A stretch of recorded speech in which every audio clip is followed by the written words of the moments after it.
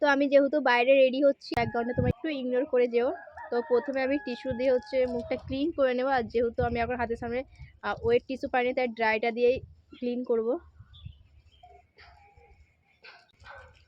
আর আমি তো আজকে ভেবেছিলাম হয়তো আমি শ্যুটটা করতেই পারবো না, কারণ আকাশের ওয়েদার ভীষণই খারাপ ছিল। এখন তবু একটু ঠিকঠাক রোদ বেরিয়েছে, মানে সূর্যি বাবা দেখা দিয়েছে। টোনার ইউজ করছি এখানে আমি।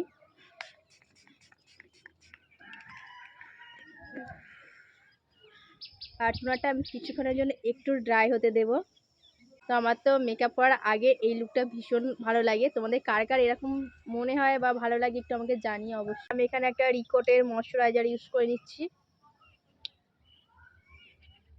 না, তোমরা তোমাদের স্কিন দেখে তোমাদের যতটা পরিমাণে দরকার ততটা পরিমাণে তোমরা কিন্তু ইউজ করে নিও।